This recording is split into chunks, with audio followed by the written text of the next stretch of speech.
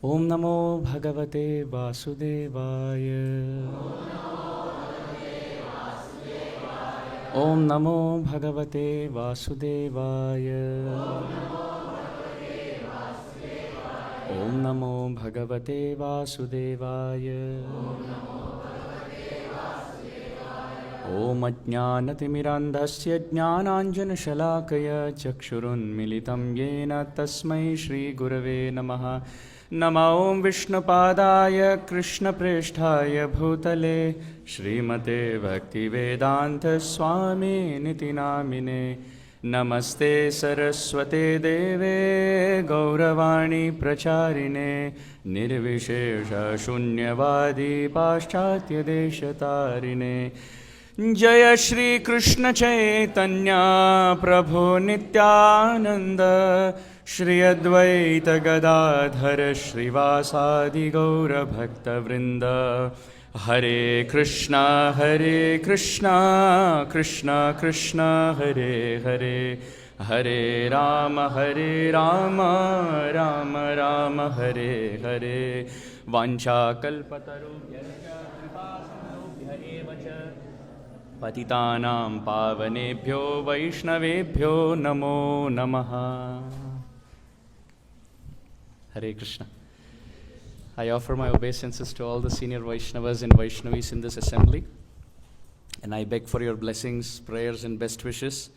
Yet another time, may the right words come at the right time, in the right mood of glorifying Srimad Bhagavatam, purifying our consciousness, and bringing our hearts closer and closer to their eternal, loving, devotional service. Hare Krishna.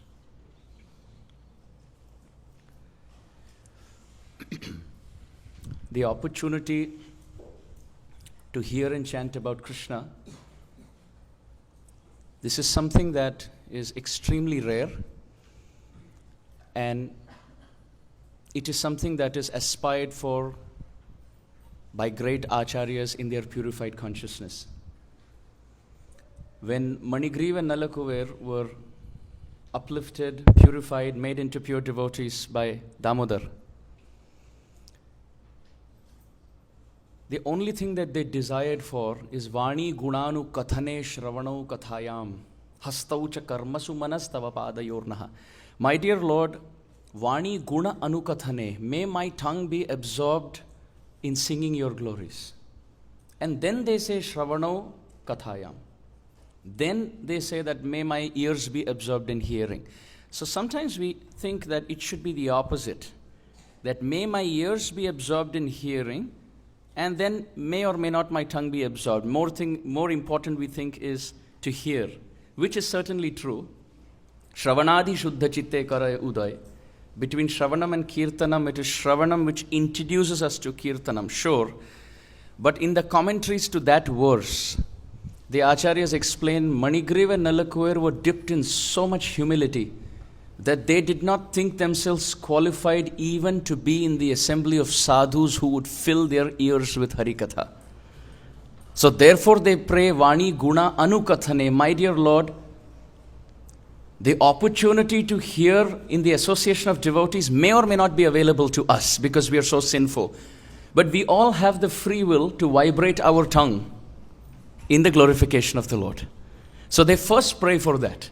Wherever we are, in whatever state of consciousness we are, may Vani Guna Anukathane, may our tongues be absorbed in constantly vibrating your glories. And hearing that, being pleased with that, may some sadhu come in my life and fill my life with Harikatha, then Shravano Kathaya. How wonderful. So this should be our mission statement. We want sadhu sangha. We want the association of Vaishnavas who will flood our ears with Harikatha. But even if that is not available, our tongues must vibrate the glories of Krishna. Prabhupada Bhakti Siddhanta Saraswati Thakur would say, Pran ache jar tar hetu prachar. He would say our life ends when our tongues stop vibrating Krishna's names and Krishna's qualities. So, irrespective of whether we are in private or in public, whether we are in the kitchen, whether we are taking a shower in the bathroom, whether we are driving the car, whether we are inside the house or outside the house, nobody can stop us from vibrating the glories of Krishna. To chant the names of Krishna, to sing verses about Krishna, to sing bhajans about Krishna, to sing the pastimes of Krishna, nobody can stop. And by that purification, may Krishna be pleased with us and send some sadhu in our life who can flood our ears with Krishna Katha, then Shravano Kathayam. Then, when that sadhu is more pleased with us, he may give us an opportunity to serve him. Hastau cha karmasu manastava padayornaha. Then with my hands may I serve the sadhu. And then the cycle of intense devotion and more intense devotion just goes on increasing. But it all starts by vibrating the glories of Krishna. So I'm very grateful to have this opportunity this morning to at least engage my tongue in the service of Krishna. Thank you for this opportunity. So yesterday, while we were in Vrindavan, on the banks of the Jamuna, we saw that Krishna had revived his cows. Srimel Pattur Narayana Bhattadri in his Narayaniyam, he says, Krishna, should I compare your eyes to the lotus, or should I compare your face to the moon? Either way, there's nectar dripping from both these sources. If I say your eyes are lotus flowers, then your glance is the nectar in the wall of that lotus. And if I say your face is a full moon, then your glance is the Soma Rasa, the moonbeams, the soothing, rejuvenating, Ragvartma Chandrika, Prema Bhakti Chandrika, Chamatkar Chandrika. These moonbeams of glance. Narayana Bhattadri has glorified Krishna. So with that, Amrita Varshini, with those glance of soothing, rejuvenating, purifying, comforting, embracing, loving glance, Krishna revived his cows. And then we saw yesterday, we'll start from here and then move ahead.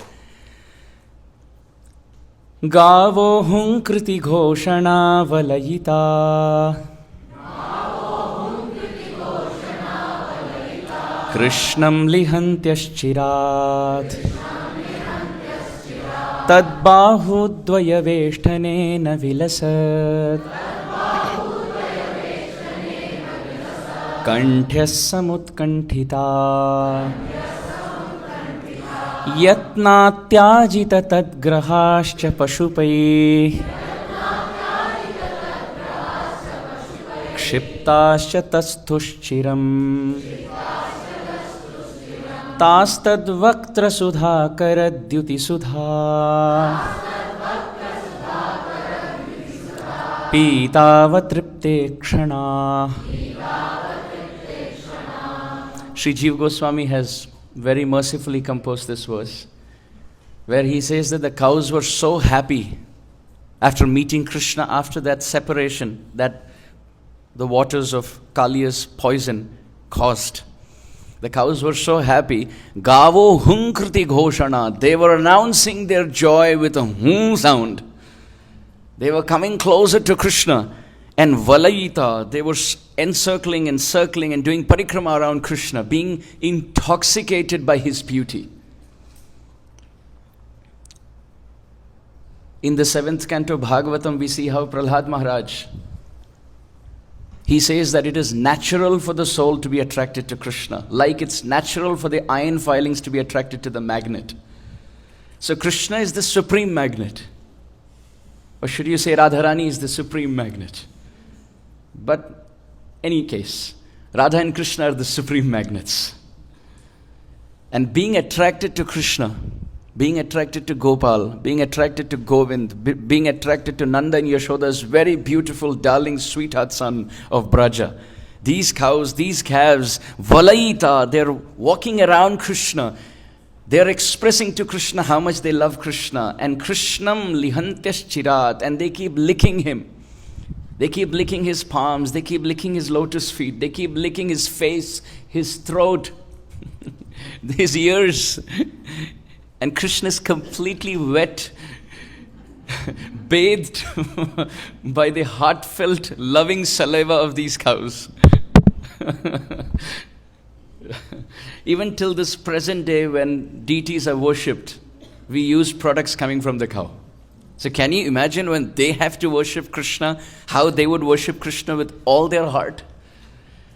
They're licking Krishna. They're walking around, circumambulating Krishna. They're resounding, telling Krishna how much they love him.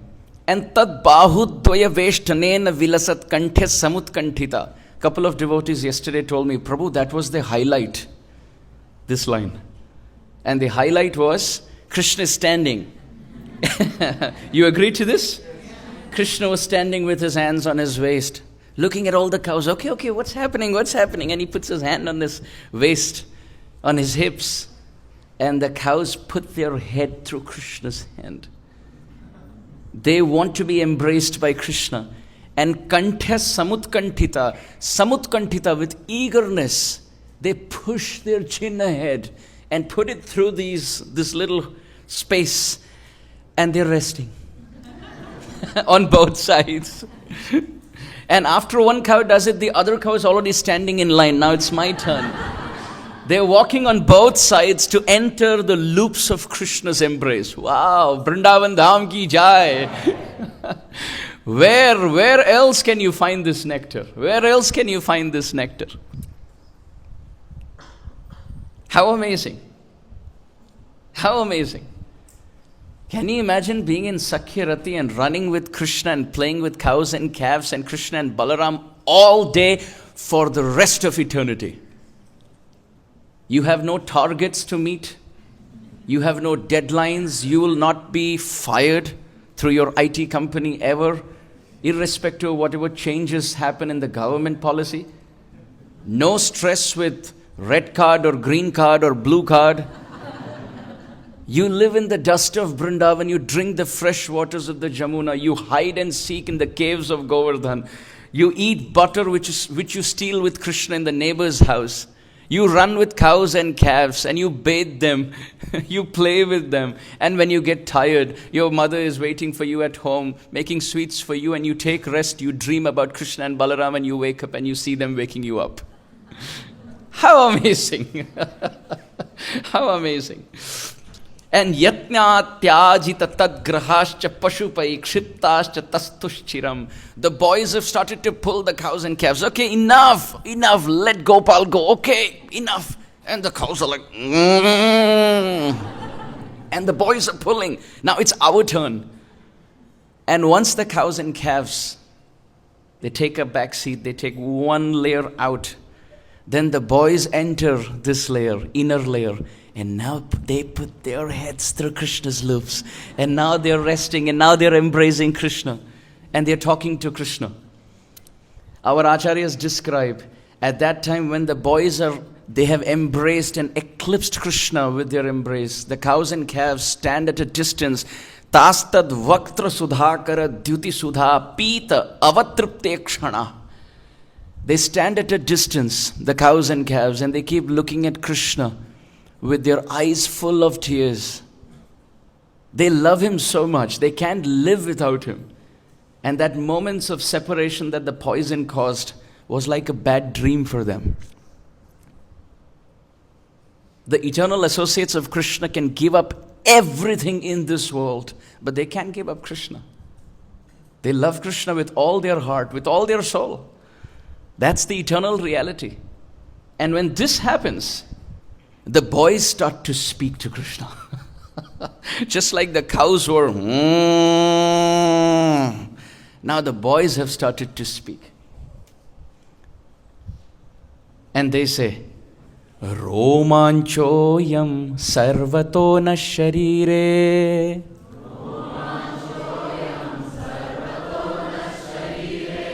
Bhuyasyanta kachidananda murcha. Ashcharyoyam kshvela vego mukunda. Ityukto gopair nandito vandito bhu. Initially the boys are not able to speak because the effect of the poison is there in the body. The poison of Kāliya and the poison of separation. And it's described their hair was standing on end looking at Krishna. Romanchoyam sarvato na sharire. The body of the gopas was erupting in goosebumps. They were trembling and horripilating with tears in their eyes. And bhuyasyanta kachid ananda murcha. The boys start to stutter and tell Krishna, Krishna, we don't know why, but we feel so happy. I think this poison is amazing. Krishna, I think you should taste it. Because they attribute to what they're feeling to that poison in the waters. They feel it is something different. It makes you initially a little dizzy, but then look, hair standing on end and the whole body is erupting in joy. We don't know why. Well, the reason is they're happy to see Krishna. But in Sakhyarati, they are sharing with Krishna what caused this. Just the drinking of that. Just like in our world, if you have stomach upset or you have some problems, you attribute that to the last meal that you had. Okay, wait a minute. You start putting the pieces together. This happened 2 weeks ago. Maybe this happened 3 months ago. Oh, maybe I'm allergic to this. That's how we kind of introspect. The boys have started to do that. They say, Ashcharyo yam kshvela vega. Kshvela vega, the effect of this poison is ashcharya. Krishna, it's astonishing. It doesn't kill, but it makes you a little high. Srila Prabhupada said everything in this world has its origin in Krishna. But it's just reflected in a bad way. So the boys say, Ashcharyoyam kshvela vega Mukunda. Oh Mukunda. He whose face is so beautiful that even the Kunda flower puts his head down in shame. Mukunda. Mukunda has many meanings actually. One meaning of the word Mukunda. Mu means mukti. And ku means kupsita. Disgust. And n means ananda. And da means dadati. He who gives so much bliss that the idea of becoming God becomes disgusting. Mukunda. But that's not the context here. The meaning here is Mukunda, he whose face is so beautiful that even the beautiful Kunda flowers, they put their head down in shame. We are not as beautiful as Krishna. So they look at Krishna, the boys, and they say the effect of this poison is astonishing.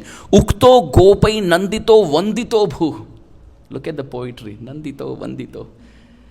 They request Krishna, Krishna, I think you need to taste a bit. It's amazing. Don't tell anybody. We won't tell anyone. You won't tell anyone. It just, what happens on the banks of Yamuna stays in the banks of Yamuna. We drank little poison and it's nice. It doesn't kill. See, we are awake, alive. It's just that it kind of gives you a feeling that you're fainting and it makes you stutter a bit. You're a little disoriented. But then later it's amazing. The body erupts in goosebumps and you feel so happy. You feel ecstatic. Krishna little. It's nice.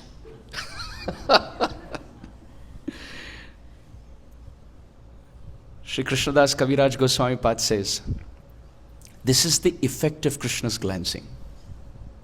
It can make someone who is completely dead, materially sleeping or spiritually sleeping in the plane of materialism, wake up to ecstasy. Krishnadas Kaviraj Goswami Pad has given many analogies to Krishna's glance and Krishna's eyes. He says, Krishna, should I say that your petals are like lotus flowers and your pupils are like black bumblebees stuck in that lotus? Very similar to what Netrahin Surdas ji said in the discussion yesterday.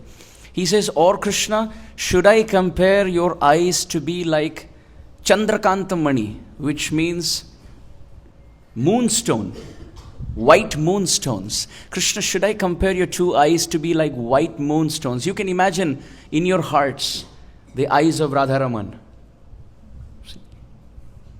It's like white moonstones, Chandrakāntamani, with two black Indranilamani, black sapphire pupil, embedded, stunned and studded between white moonstones. Krishna, should I compare your two eyes, Kaviraj Goswami writes, to two rain clouds who are showering Krishna Prem in the desert of this world? Using all these analogies, we understand having the opportunity to be glanced upon by the deity is a very great benediction. Srila Prabhupada flooded this world with deities of Krishna, giving every city the opportunity, the same opportunity that these boys in Vrindavan have.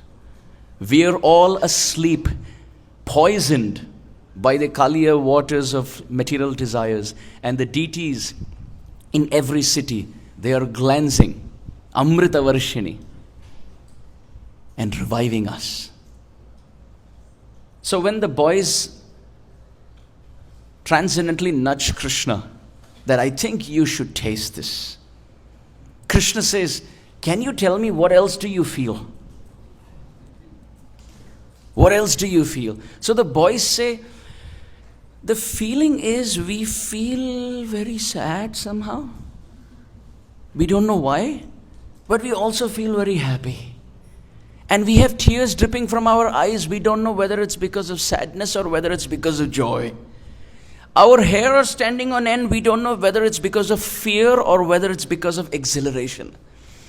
At the same time, we feel like fainting.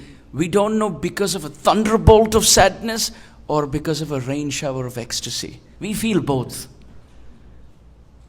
The friends are describing to Krishna. Sri Krishnadas Kaviraj Goswami describes Krishna Prem in this verse of Chaitanya Charitamrita as follows. Ei prema swadana tapta ikhu charbana mukha jale na jaye tyajan mukha jale na jaye tyajan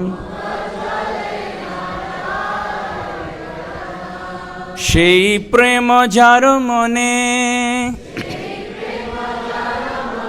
তার বিক্রম সেই জানে বিষ অমৃত একত্র মিলন.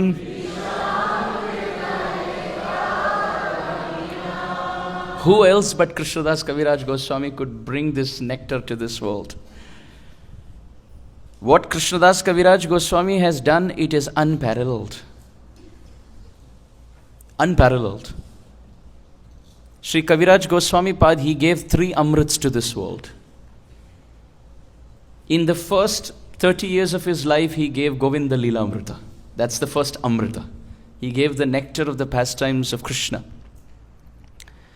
Then in the next phase of his life, he wrote his Saranga Rangada Tika commentary to Bilvamangal Thakur's Krishna Karanamrita. That's the second Amrita he gave.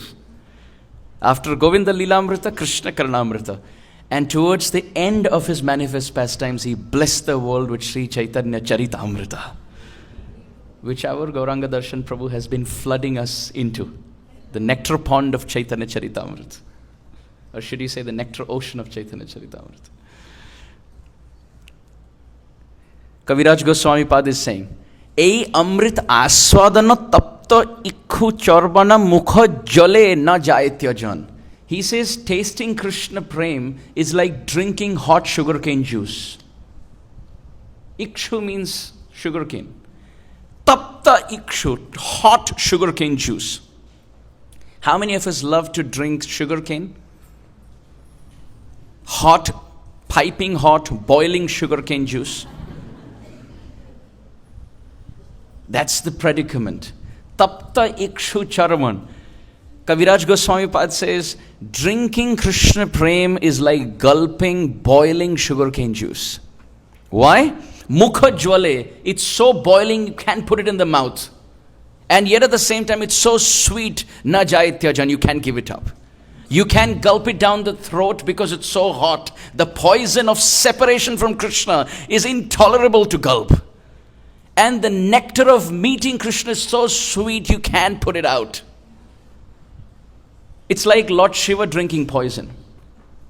See, when Lord Shiva drank poison, only Lord Shiva can drink poison because he is a pure devotee.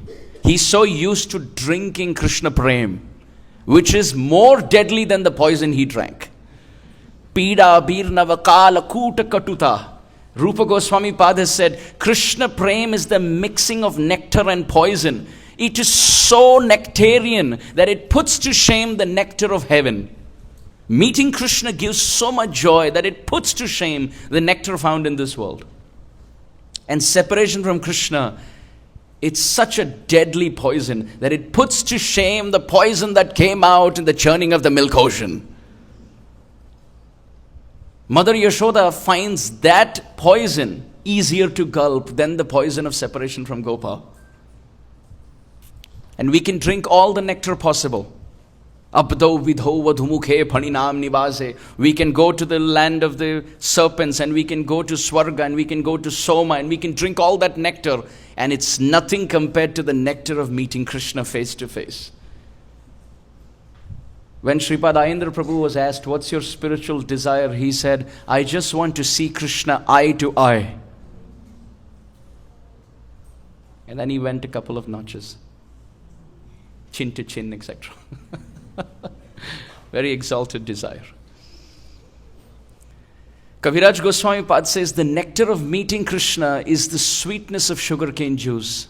And the poison of separation from Krishna is the boiling part of the sugarcane juice. Shei prema jara mone tara vikram shei jane visha amrita ekatra milan. We can read about it, we can speak about it, we can hear about it, but only one who is tasting it can actually know what it means, he says. How beautiful. So these boys are tasting that. Separation from Krishna and now meeting with Krishna. And that's what's happening in their body. Because they are separated, but generally they're separated with sunset, waiting for sunrise. That's the separation that they know. But drinking something and fainting and then waking up, they attribute all of that to this water. And they're telling Krishna, Krishna, you need to. Little, just one little Achman. Little Keshavaya Namah, that's all. And there's no Balaram around. Krishna anyway spun this whole pastime today on the day of Balaram's appearance. Why? Because Sri Harisuriji writes in the section of Aghasur Leela, he says that whenever Krishna has to kill or subdue or conquer snakes, he does it on the day of Balaram's birthday. Because Balaram is Ananta Shesh. So if he brings Balaram there, Sri Harisuriji writes at the end of the day, everybody has caste consciousness. Everybody has caste consciousness. They all have attachment to their country, their land of birth, their city, their hometown, their college, their school, their village, everything. So Krishna was afraid if he takes Balaram there, and if he's subduing Aghasur or subduing Kāliya, Balaram will take sides with the serpent, thinking, I am Ananta. Krishna, how dare you attack somebody who comes from my family? So on the day of Balaram's birthday, when Balaram has to be home, Krishna said, okay, I'll play around with my curiosity and keep Ananta Shesh at home so that these snakes don't get any home ground advantage. And taking the desire of the friends to heart, Krishna decides now to jump into that pond with multiple desires coming into his heart. One, he wants to fulfill the desire of the friends. Two, he wants his own curiosity to swim in this poisonous pond. Three, he wants to show Yamuna Devi that he genuinely has affection for her. Four, he wants to push Kalia out. And five, he wants to show off to his friends, now look what I do. You drank little bit and this happened to you. I'm going to drink a lot and nothing's going to happen to me. And Bhagavatam says, Tam chanda vega vishaviryam avekshatena dushtam nadim cha khalasam yamanavatarah Krishna kadamba madiruhya tatoti tungam Aspotya gadharashano nyapatat vishode. Tam chanda vega visha viryam avekshatena dushtam nadim cha khala samyamanavataaraha. Look how Shukdev Goswami is maintaining the etiquette of paritranaya first and then vinashaya later. He starts by saying Krishna is jumping in for Yamuna. First verse he says, Vilokya dushitam Krishnam. Krishna wanted to save his devotee and then destroy the demon or subdue the demon. Same here, dushtam nadim, protecting the devotee is first priority, and khala samyama, second priority. Protecting the devotee is first priority, subduing the demon second priority. In the Gita also, paritranaya sadhunam first, vinashaya dushkritam next. Krishna doesn't come in this world to kill Ravana as Ramachandra.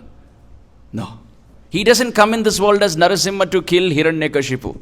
He doesn't come in this world as Varaha to kill Hiranyaksha. No.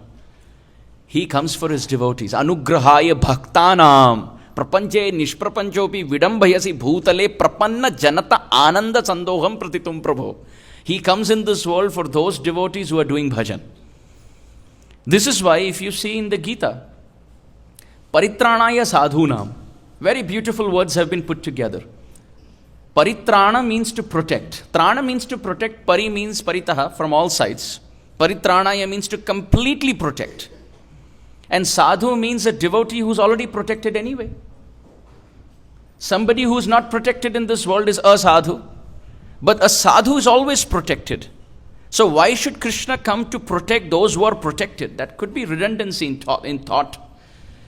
The sadhu is protected from all fire outside, but he is burning in a forest fire of separation from Krishna within. And he can protect himself from that. Advaita Acharya was burning in the fire of separation within. And paritranaya, to save the devotee from burning from that fire, the Lord appears. He comes to extinguish that fire by giving darshan to his devotee. So now here, Krishna Kadambam adiruhya tato atitungam. Atitungam means very high. Sripad Sanatan Goswami has glossed in his Tika, Tunga Nipa Samarudam. He says the Kadamba tree on the banks of the Jamuna that Krishna decided to climb on and jump. Have you seen? I'm sure we've all seen. There are some swimming pools where people don't dive this way. They climb up somewhere. What is that called? Diving? Diving board. Okay. Whatever. They climb up a certain height. And the higher you are, the fall is going to be tough on the body because the water hits the body that hard. So the angle, the inclination has to depend on the expertise of the swimmer. So Krishna picked the Kadamba tree, which was very tall, Atitungam, because he wanted to impress his friends. He could have just done Achman on the banks. But he picked a tree which was very tall and he started climbing the tree. And the friends didn't know why. They're just looking at him. What are you doing? In Kerala, sometimes you see people climb up the coconut tree to pick coconuts. But here there are no coconuts. Why are you climbing? He's climbing on a Kadamba tree. Krishna Kadambam adhiruhya tato atitungam. He climbed on the topmost branch of this tree. It was very tall. Sanatan Goswami Pad says, Tunga Nipa Sama Arudam. It was so tall that it was almost friends with the clouds. It's a poetic expression to say that it was very tall. And Krishna climbed very high and the boys were thinking,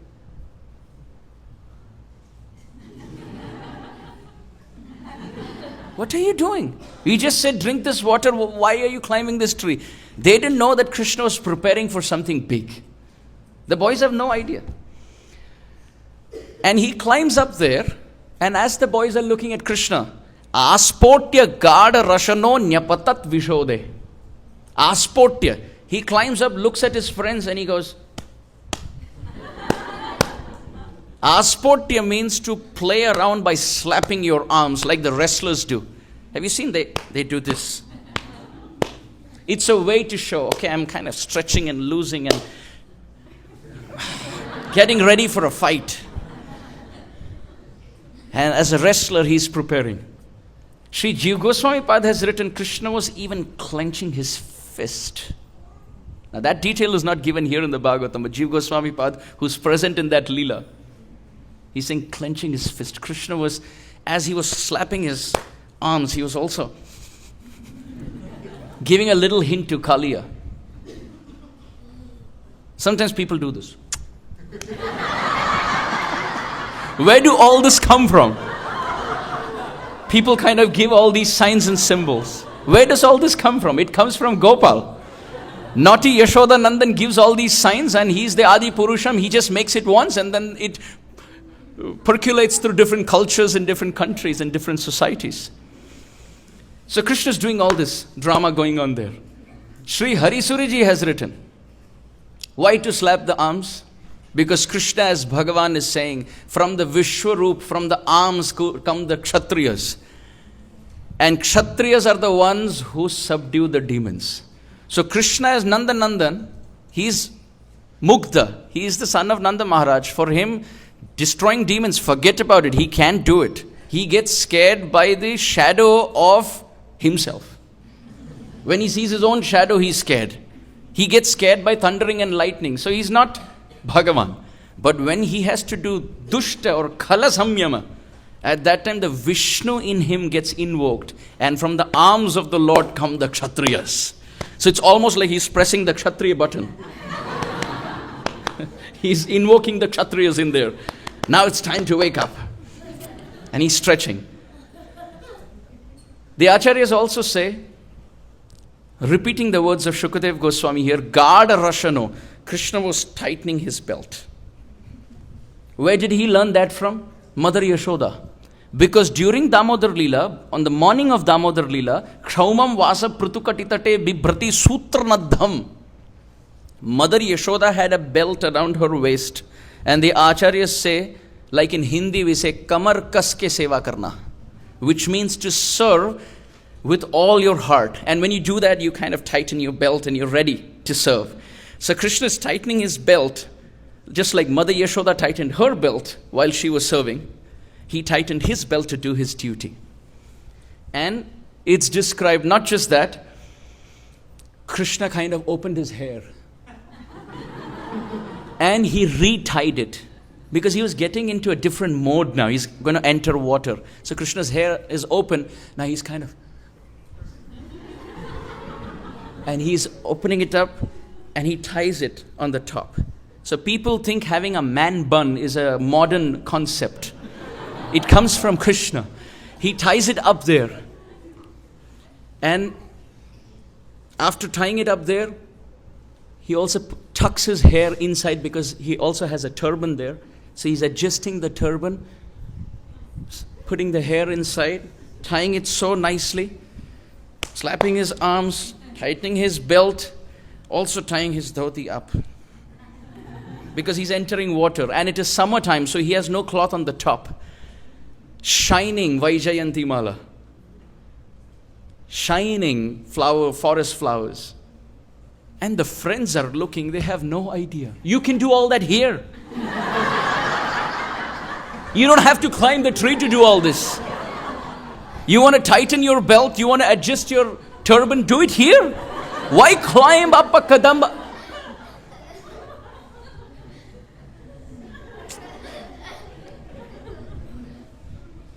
Only the friends relish this. Mother Yashoda doesn't relish this. The servants don't relish this. Because when the Lord does this, he climbs up a Kadamba tree, the servants are singing Purusha Sukta. Wow, amazing. How exalted. And Mother Yashoda may climb behind him. Hey, you may not be able to get down. But the friends are... What is there up the tree?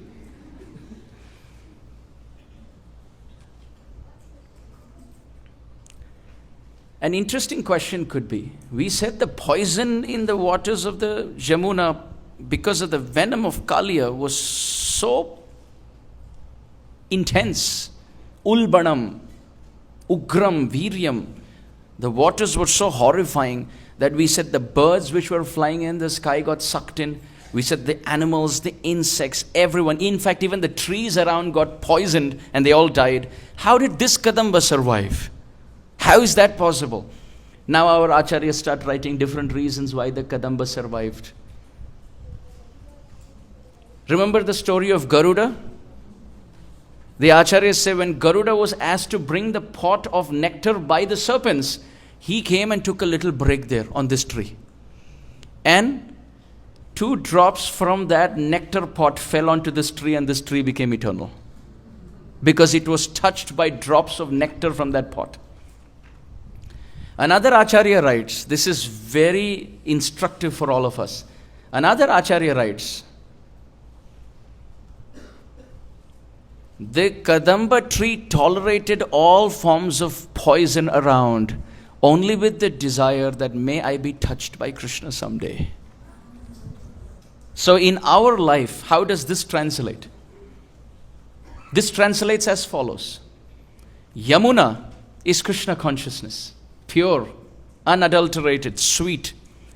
But sometimes in the Krishna conscious society of Yamuna that we are surrounded by, you could have some examples which are not so good. There may be some examples, just like we have some black sheep in every organization, in every forms of life, in everything possible.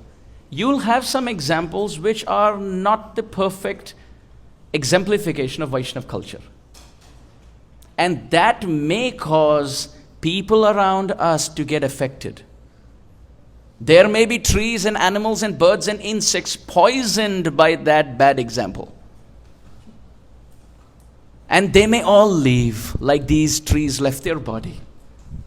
But Srila Prabhupada said, don't be amazed by how many leave, be amazed by how many stay. It's almost like the instructive paraphrase for this pastime. Don't be amazed by how many trees die. Don't be amazed by how many birds and animals leave. Be amazed by that Kadamba who stood tall there. So there may be controversies around. There may be gossips around. There may be opportunities to criticize others. There may be opportunities for us to complain and backstab. And there may be reasons which will cause others to lose faith, and they may all leave that bank of Yamuna, being poisoned by that temporary circumstance. But if we can tolerate that, see the positive, not that I am living on the banks of Kalia, but think that I am living on the banks of Yamuna. Not seeing the negative example and just brooding about it, but seeing the positive waves of the Yamuna, the opportune moment that we have been offered. And if we can absorb ourselves in that positive water and let go of the poison of whatever negativity comes around in our life and stand tall like the Kadamba tree, then that day is not far when Yashoda Nandan will climb on top of our head and imprint us with his footsteps.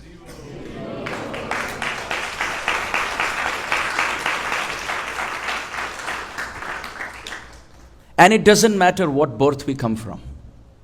The source of the river doesn't limit its flow.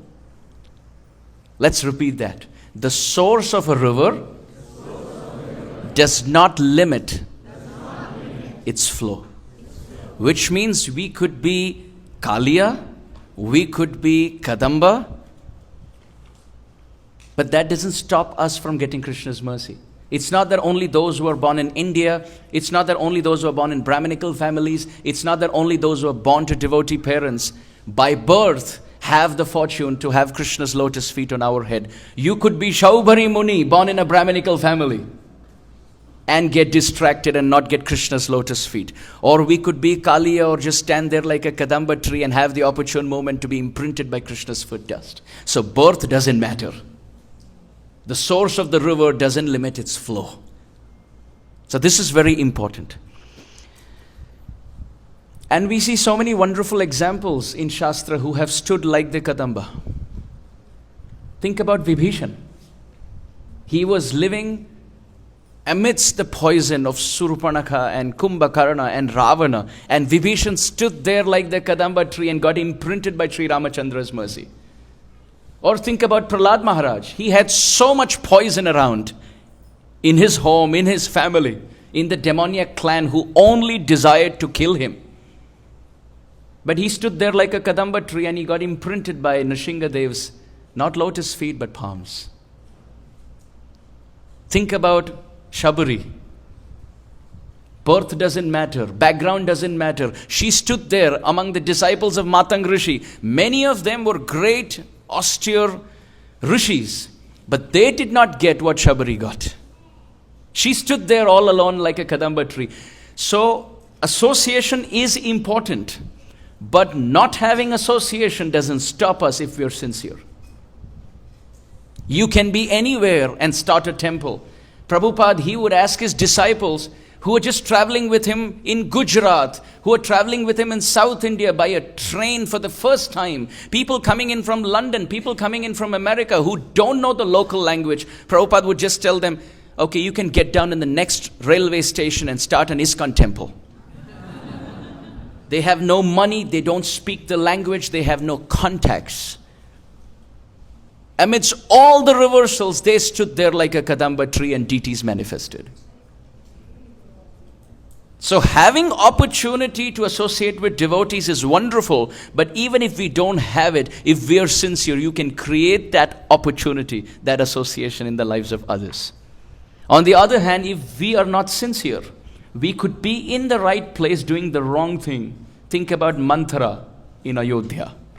She could be there at the lotus feet of Ramachandra, but she caused Sri Ram to leave his own kingdom.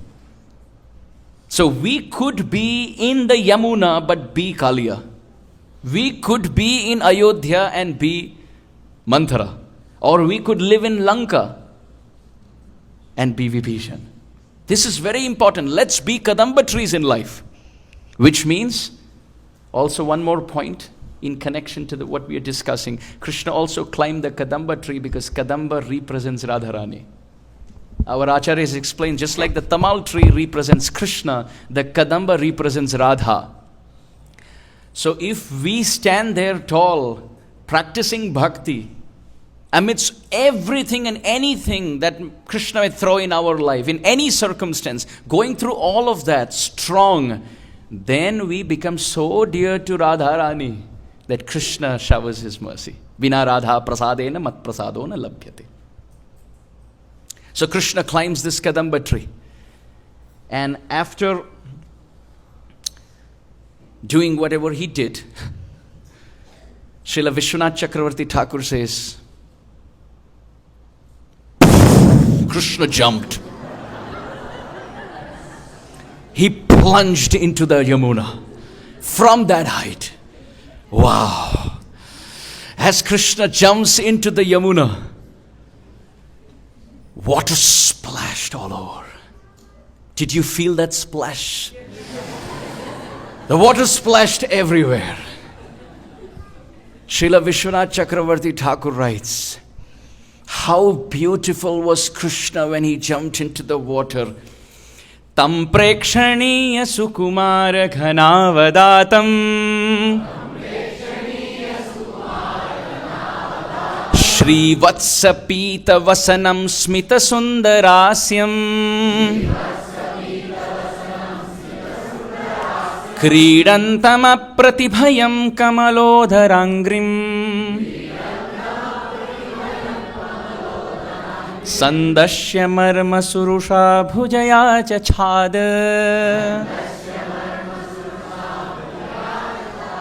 Shukdev Goswami says, Tam Prekshaniya. Krishna looked so beautiful when he plunged into the Yamuna. Oh, he was worth looking. And Sri Vishwanath Chakravarti, Rasika Kula Mukutumani, the king among transcendental Gaudiya Vaishnava Rasik poets, Vishwanath Chakravarti Thakur goes on describing the bodily beauty of Krishna. How did Krishna look? Shukdev Goswami says, Sukumara. He was very soft. Ghanavadatam, bluish black, freshly formed monsoon rain cloud like Indra Neelamali complexion. And Shrivatsa, he had a Shrivatsa golden mark on his chest. Pita Vasanam, he had yellow dhoti from his waist up to his knees. Have you seen sometimes deities in summertime are dressed like that, where you can see their calves? Vrindavan Bihari, so beautiful. Radharaman, so beautiful. Krishna looked like that. Summertime.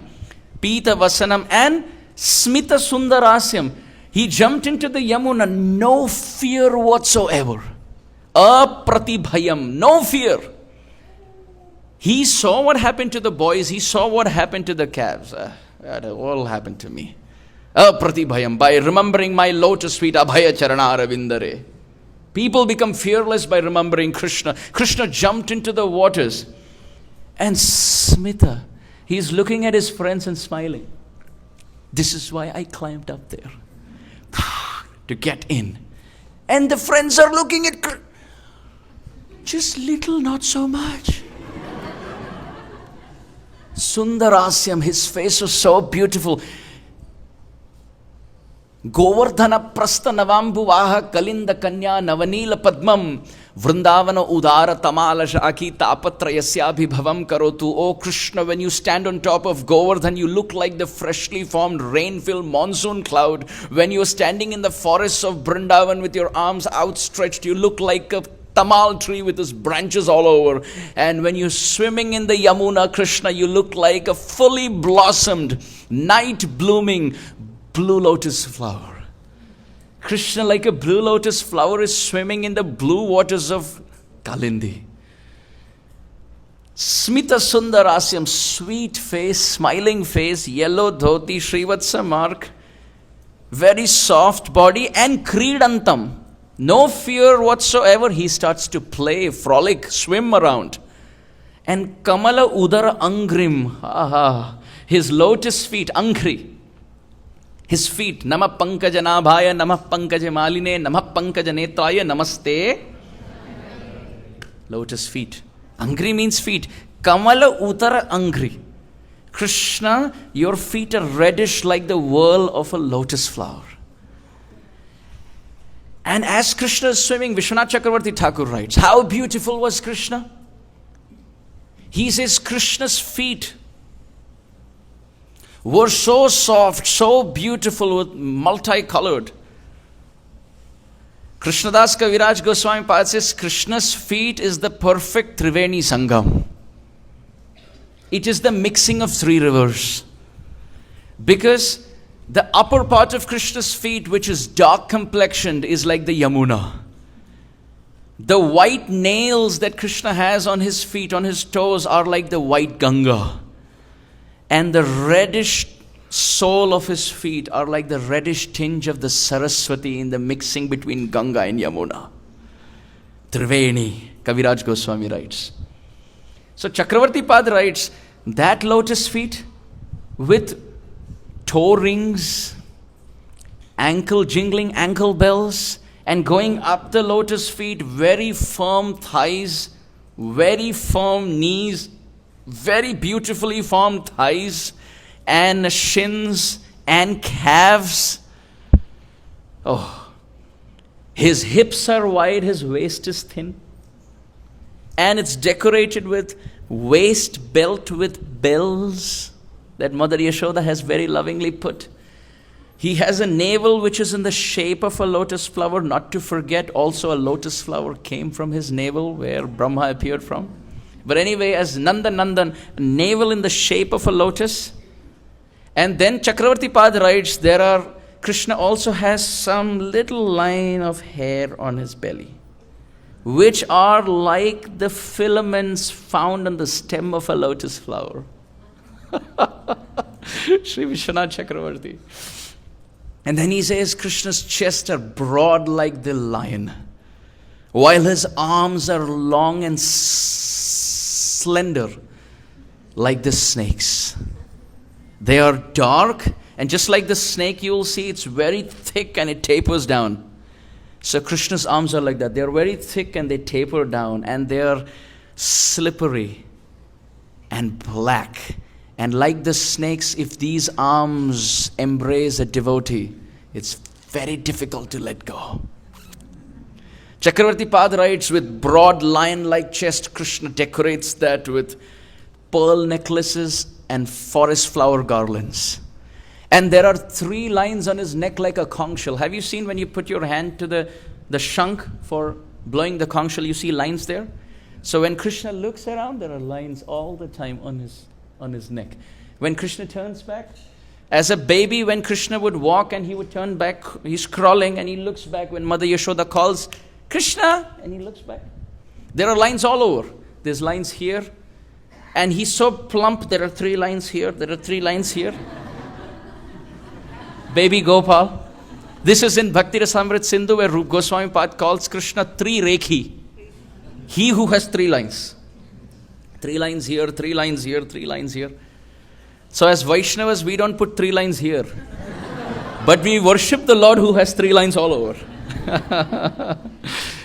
And then Vishwanath Chakravarti Thakur continues. He says, Krishna has slender arms and he's so opulent. He has finger rings on all his fingers. And some of those rings have his name imprinted and engraved on it. Imagine in life you find a ring and it says Krishna imprinted. And your duty is just to go find who owns that ring. And you find Krishna who's asking for his ring. Just like Amarendraprabhu found the ankle bells. Chakravarti Pad says, so beautiful is Krishna's face going up the neck. His cheeks are like mirrors. Krishna's friends, they do shringar for themselves looking at Krishna's cheeks. That's how reflective mirrors they are. Krishna's nose is like the side view angle of a sesame flower. Kaviraj Goswami Pad has given many analogies to Krishna's nose. And then Vishwanath Chakravarti Thakur says, very beautiful eyes, very beautiful ears and earrings. But between the earrings and the ear is more beautiful. Yasyananam makara kundala charukarnam. Makara kundala are the earrings. But the word charu, which is beautiful, that's an adjective given not for the earrings, but karna. Yasya ananam makara kundala. But charu, beauty, karna, to the ears. They don't say beautiful earrings on the ear. They say earrings on the beautiful ear. Then Chakravarti Pad says, Krishna is always smiling, always glancing, and his forehead is beautified with a nice tilak. Kasturi tilakam lalata patale vakshasthale kaustubham. Gopal Tapani Upanishad. Krishna's forehead has nice tilak, and that forehead is also decorated, Chakravarti Pad writes, with locks of soft black curly hair which are always on his forehead. And Krishna has to keep tucking it into the turban. And then what to speak of that top knot? Chakravarti Pad writes, it's decorated with peacock feathers and gunjamala. So imagine Krishna has a nice top knot, and then the pujaris, if they put some gunjamala and they put some peacock feather, that's how Chakravarti Pad has described. And that's prekshaniya. When Krishna plunged into the Yamuna, this is how he looked. Very beautiful. But as Krishna entered, Shukdev Goswami says, Kridantam. Krishna started playing around. As he entered the water, he was doing all different strokes possible. He was playing with both his arms, and it said it's like a play of a mighty elephant. When Krishna entered the water plunged out on both sides and drowned the banks. So much water. It's almost like a mountain was thrown into a pond. And the word used for Krishna in the Bhagavatam is Ananta Bala. What is it? What does Ananta Bala mean? Unlimited strength, yes, that is one meaning. Another meaning is he who's so strong that he gives his strength to Anantashesh. So Anantashesh gets all his strength to balance universes from Krishna. What is this water snake in compared to Krishna? So Kridantam, Krishna enters like the frolicking of a royal elephant, and with both his hands and both his feet he starts splashing water all over. So much so that he looks at his friends, and it's described, Krishna filled his mouth with Yamuna water. Going underwater, he came up like this. And he was impressing his friends. Look, nothing's happening to me. It was just hoax that this pond is polluted. Nothing. We have been stopped here for so many weeks on some notion. It's wrong. Look, nothing's happening to me. And the boys are looking at Krishna. What are you doing? You had to just take one pill. You emptied the whole bottle. Too much of medicine is not good. You will stay high forever. You will become Bhagavan. You will live in Vaikuntha. Krishna was frolicking. And on purpose, he was swimming so hard and playing and splashing so much to agitate Kāliya. Kāliya was very fortunate because he got agitated quickly. However, we are more toxic than Kāliya. Why? Because when Krishna Katha comes, as Krishna Katha plunges into the Yamuna of our hearts through our ears, we as Kāliya don't pay as much attention as Kāliya paid to Krishna's plunging. Krishna jumped in and Kāliya immediately got agitated. He had all his focus on that sound vibration, Krishna who had entered the Yamuna. So when we chant japa, it's actually the holy name Krishna who is plunging from the ear holes into the Yamuna of our hearts. But we, only if we could be like Kāliya, pay attention to every sound which came in, and the heart gets agitated by the influence of that sound, we'll become purified as quickly as Kāliya got purified. But Hari Katha comes through our ear holes, Japa comes through our ear holes, Kirtan comes through our ear holes, and we are spaced out. It's almost like Krishna swimming in the Yamuna of Kāliya, and Kāliya doesn't care. Where will that purification come from then? As Krishna jumped in, Kāliya got agitated. He started breathing very heavily in anger. And not just that, Yadyada acharati sreshthas tat evetaro jana. All his serpent disciples, they also started doing anulom vilom. They all started doing yoga pranayam. And with Kāliya, all these serpents, first the outer circle, then the middle circle, and then Kāliya. He doesn't come out, he's the king. So all these servants, and the servant of the servant, and the servant of the servant of the servant, they're all swimming on the surface. And they're breathing in and breathing out so much poison, so much toxicity, that the water starts boiling and frothing and foaming. And Acharyas describe black Yamuna now started getting streaks of reddish color on the surface with golden streaks of so much mixing of foam. There were bubbles all over the place. And Krishna was loving it. This is what I came in for. Now I'll show you who I am. Kāliya, you have no idea what I'm about to give you. Devanam api durlabham. Kāliya, you don't love yourself like I love you. I will give you the foot dust of my lotus feet, which even devatas or demigods are aspiring for.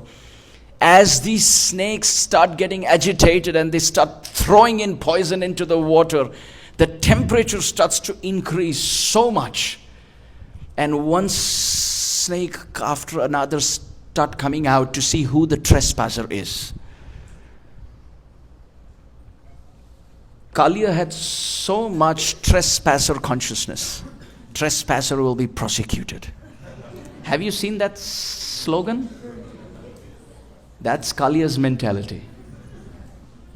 Kāliya did not want anybody in his home after he had taken somebody's home for granted. That's us.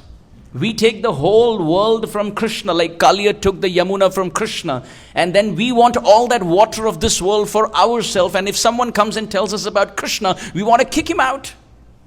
We want to kick that Krishna out of the Yamuna of our lives after we have taken everything from him. Krishna jumping into the Yamuna is like Paramatma staying with us in the same heart. Lifetime after lifetime, we as Kāliya, as the soul, have been sharing the Yamuna of our heart with the Paramatma Krishna. And he is busy swimming only to purify us from one life to another. But alas, alas, alas, alas, Durdaivam idrishamiha janinanuraga. Just like Kāliya wanted Krishna out, we want the Paramatma out of our life. We don't want any talks about God. In general, people are ready to talk all topics except God realization. That's Kāliya's mentality of kicking the trespasser after taking the whole Yamuna from that trespasser, quote unquote, Krishna. And Kāliya starts slowly pushing his hoods and heads out to see who is that wretched person breaking into my house without my approval. And at that time, and with this we'll conclude this session, our acharyas say, Phana Shringa Sahasra Vinisramara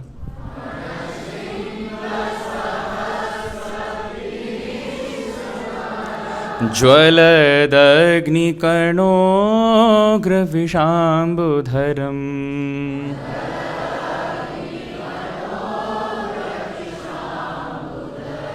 Purata Phaninam Samalokayatha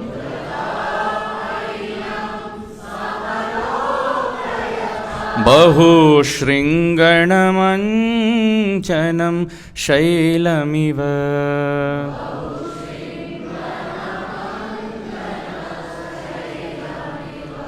Our acharyas describe when Kāliya started coming out, Phana Shringa Sahasra Vinisrimara.